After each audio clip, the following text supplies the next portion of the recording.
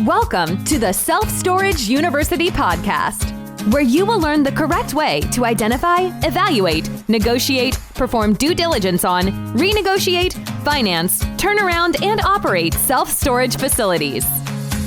And now, here is your host, a partner in one of the largest real estate portfolios in the U.S. with nearly $1 billion of holdings, Frank Rolfe.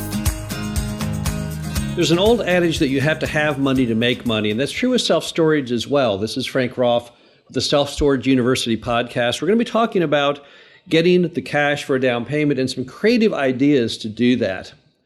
So if you are looking at buying a self-storage facility and you're lacking the amount of money you need for the down payment, what are the options?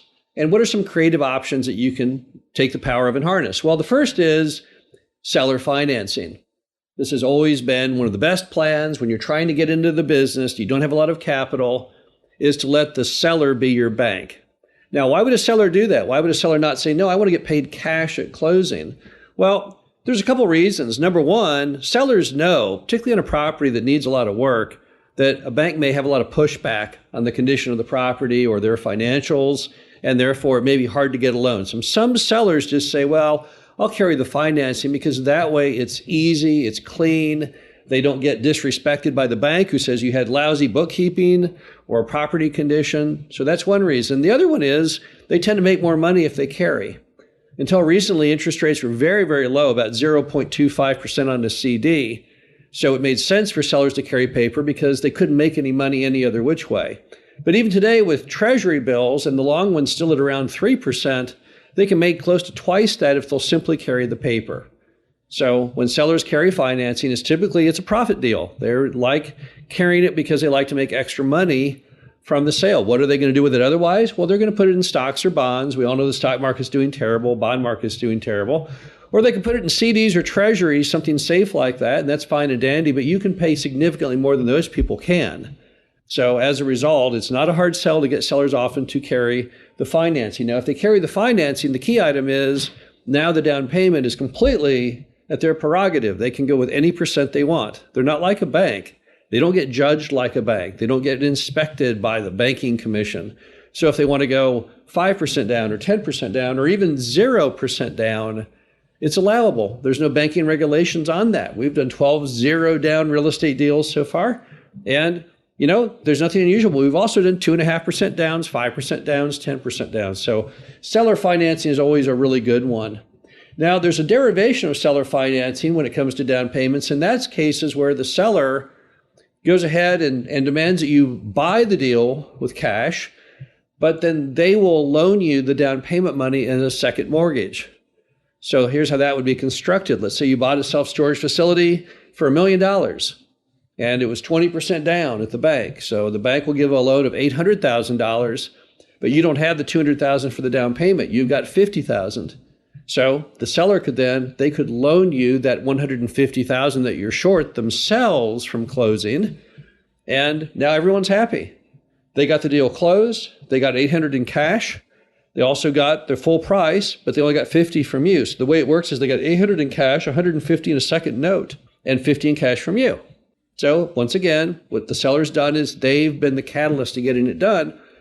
The difference now is they got a whole bunch of cash on the front end, but the trade-off is they ended up with a second lien note as opposed to a first lien note. So if they do the direct seller finance for the whole transaction, they get with a first lien, which means if you default, they get the property back. Now, if you default on that second, they don't get the property back. They have a second position, which is subordinate to the bank's first position. So that's a real trade-off on that.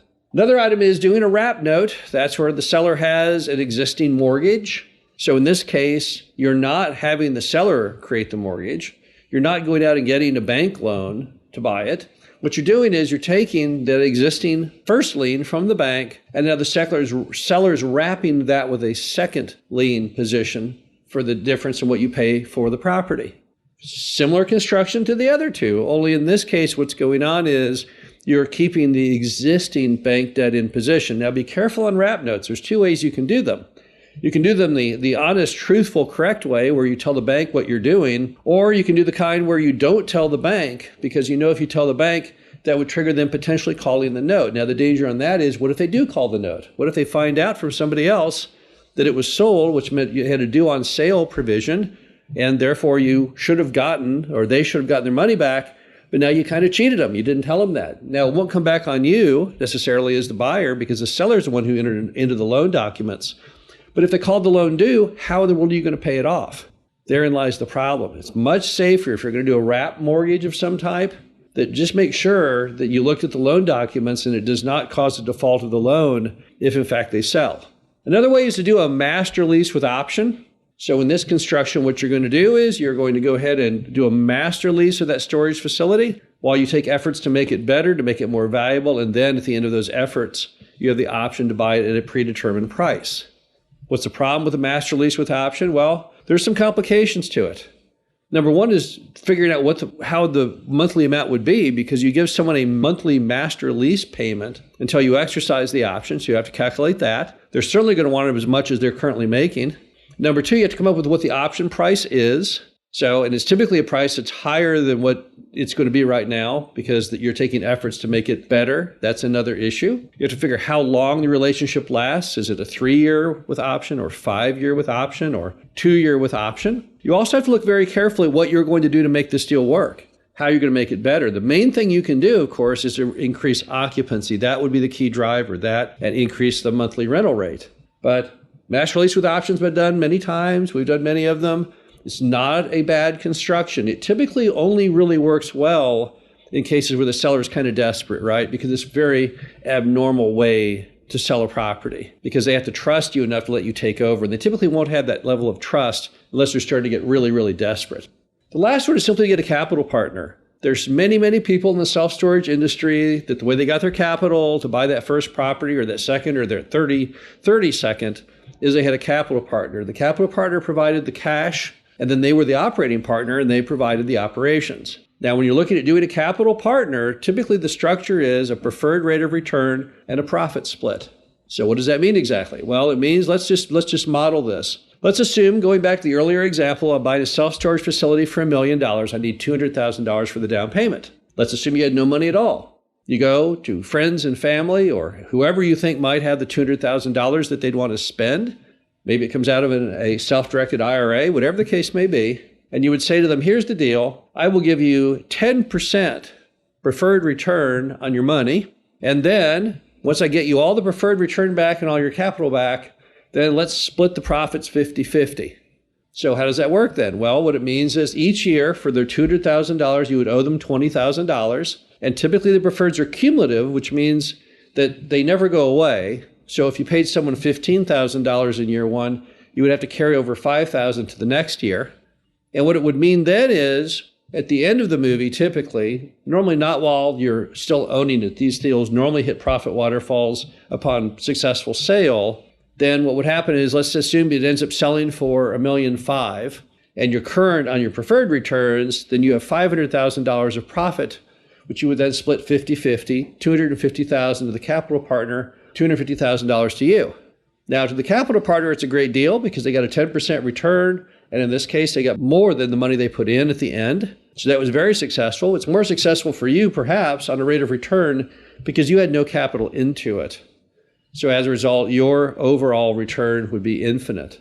The bottom line to it is if you don't have a lot of capital and you still want to get in the storage business, you can do that. There are many creative ways people have used over the decades since the industry was started to get the job done. You just have to look at the list and say, okay, which one of these fits my situation and this property, and get creative about it. In some ways, you may be able to utilize a little bit of each. You might be able to go ahead and get a capital partner in there and yet still have the seller carry part of the down. There's no laws on any of this. This is all free country. This is all just like pioneers. You're kind of just doing it. Whatever you agree to and the seller agree to, that's all good. I'm unaware of any laws regarding the structure of buying self-storage facilities. But the bottom line is, as always, it has to be a win-win. It has to be sensible. You have to think of your worst case, your best case, your realistic case. Make sure you fully understand it. But if you really think that property is going to work for you and you're really confident in it, then you have every reason to think creatively as far as coming up with that down payment. This is Frank Rolfe, the Self-Storage University podcast. Hope you enjoyed this. Talk to you again soon. Thank you for listening to the Self-Storage University podcast. Be sure to visit us at ssupodcast.com. where you can learn the correct way to identify, evaluate, negotiate, perform due diligence on, renegotiate, finance, turnaround, and operate self-storage facilities.